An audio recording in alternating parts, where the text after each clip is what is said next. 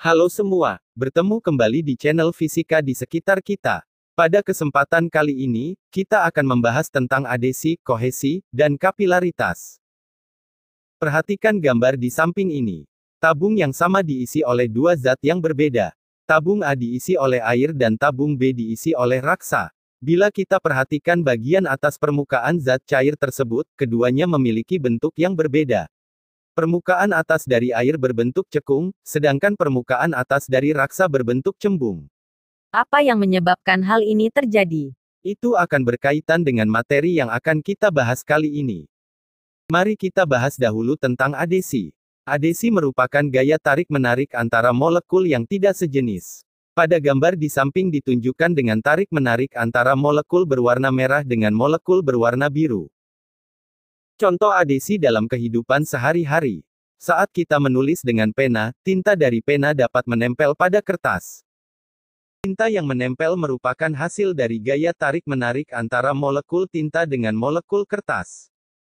Contoh adesi yang kedua adalah sesendok garam yang dilarutkan ke dalam segelas air. Air yang awalnya berasa tawar setelah dilarutkan sesendok garam, air tersebut menjadi terasa asin. Ini menunjukkan adanya gaya tarik-menarik pada molekul air dengan molekul garam. Contoh adesi yang ketiga adalah air hujan yang meresap ke dalam tanah. Tanah yang semula kering, ketika hujan turun, tanah tersebut menjadi lembab atau basah. Ini menunjukkan adanya gaya tarik-menarik antara molekul air dengan molekul tanah. Selanjutnya kita akan bahas tentang kohesi.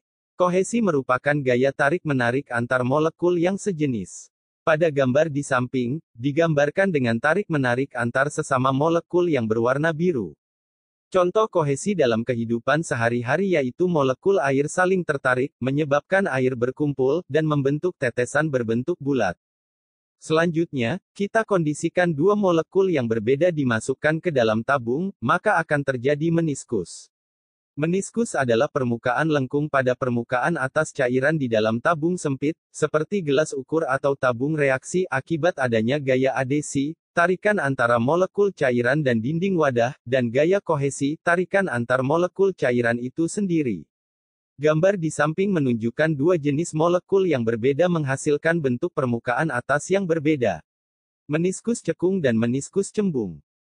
Meniskus cembung terjadi ketika gaya kohesi antar sesama molekul cairan lebih kuat dibandingkan dengan gaya adesi antara cairan dan dinding wadah. Akibatnya, permukaan cairan akan tertarik ke dalam, menjauh dari dinding wadah, dan membentuk lengkungan ke atas, seperti gambar di samping.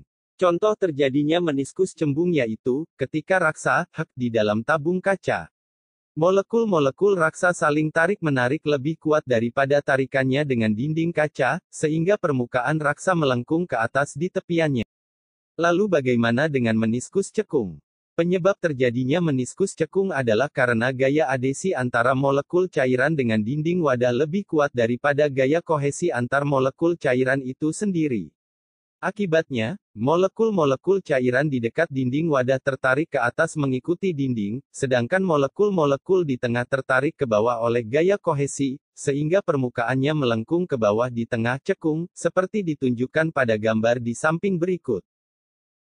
Contoh terjadinya meniskus cekung dalam kehidupan sehari-hari yaitu, air di dalam tabung kaca dan alkohol di dalam tabung reaksi. Apa manfaat meniskus dalam kehidupan kita?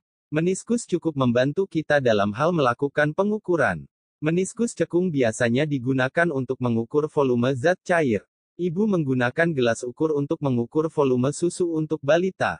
Aplikasi berikutnya yaitu pengukuran volume cairan dalam gelas ukur di laboratorium. Sedangkan pemanfaatan meniskus cembung yaitu untuk mengukur suhu badan kita pada termometer raksa dan mengukur tekanan darah pada tensimeter raksa.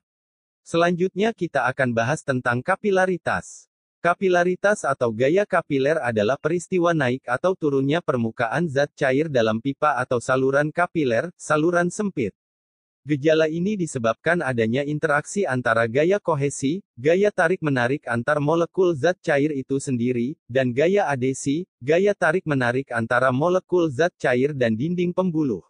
Perhatikan video berikut. Disiapkan 3 gelas yang diisi zat cair yang diberi warna berbeda, gelas pertama warna orange, gelas kedua tidak berwarna, dan gelas ketiga berwarna biru tua. Lalu, antar gelas tersebut diberi tisu. Tisu di sini berfungsi sebagai dinding pembuluh. Saat tisu dimasukkan ke sisi gelas, yang terjadi adalah zat cair warna orange dan warna biru tua naik ke atas dan turun ke zat cair tidak berwarna menyebabkan zat cair pada gelas kedua menjadi berwarna hijau. Perpaduan antara orange dan biru, zat cair warna orange dan warna biru bisa naik ke atas dan turun ke gelas kedua karena adanya gaya adesi antara zat cair dengan tisu. Zat cair pada gelas kedua berubah warna menjadi hijau karena adanya gaya tarik-menarik sesama zat cair sehingga warnanya mengalami perubahan. Contoh kapilaritas dalam kehidupan sehari-hari yaitu air tanah dapat terserap naik ke akar pohon. Contoh kedua, minyak tanah dapat naik ke sumbu menjadi bahan bakar lampu minyak. Itulah materi kita hari ini untuk adesi, kohesi, dan kapilaritas dan penerapannya dalam kehidupan sehari-hari. Terima kasih sudah mengunjungi video kami.